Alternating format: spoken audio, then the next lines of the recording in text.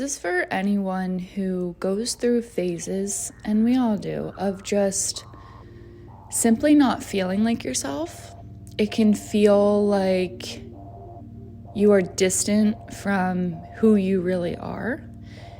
And sometimes we're not even aware of it, but I'd say to make this a little bit more tangible, if you're in a place where you're not feeling like yourself, and you're unable to genuinely connect with people that you want to connect with, meaning that, to make it even more tangible, you can't even look them in the eye, and it feels painful or uncomfortable to be around them, right? This is maybe the easiest indicator to look for.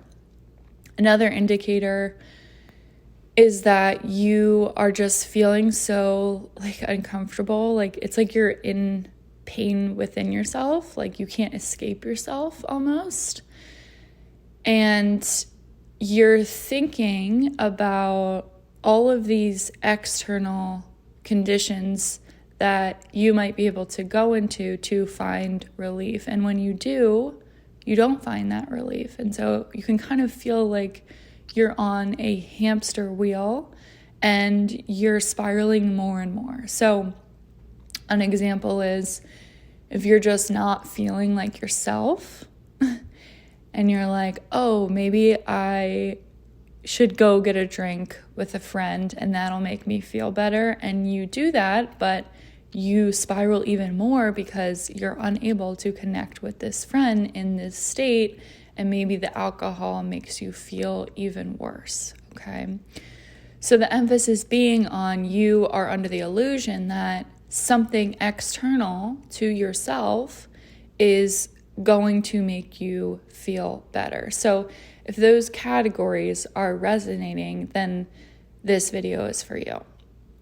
So what is actually happening?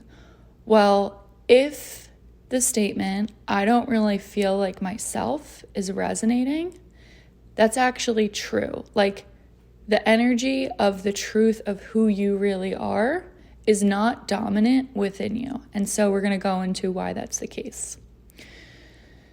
There is an energy within you. It's called your egoic energy.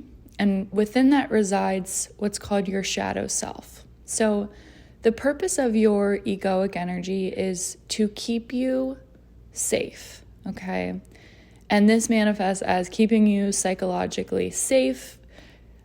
It tries to keep you happy, even though it actually isn't wired for that. It's wired for keeping you safe, even though it thinks it's making you happy. It's not.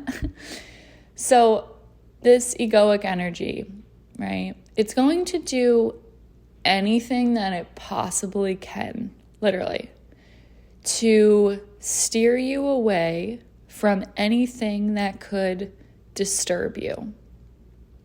So if you start to feel distant from yourself, and it continues and continues, and you feel like you're just getting further and further and further from yourself, you're not able to connect, and you're like, oh my God, I can't even hear myself think. I can't even hear what I want. I can't even hear what I want to do. This is because your egoic energy has steered you so far away. And the truth is because there's probably something that is uncomfortable or painful that it is shying you away from, okay? And what you'll realize is that once you find presence, usually for me, this is doable with mushrooms or definitely breath work, yin yoga, whatever that mechanism looks like, that presence finally puts you into a state where you are able to come home to yourself. And when you come home to yourself and the energy of who you really are starts to dominate over that egoic energy, you will likely be met with what the ego has been steering you away from. And oftentimes, it can definitely be sad. It can definitely be painful. It can definitely be a realization that just doesn't feel good in the moment. But what I have realized is that it is always, always better to be sad with yourself, to be sad within the comfort of yourself as home in your body, who you are, than to ignore that in an energy that is foreign to you. Okay?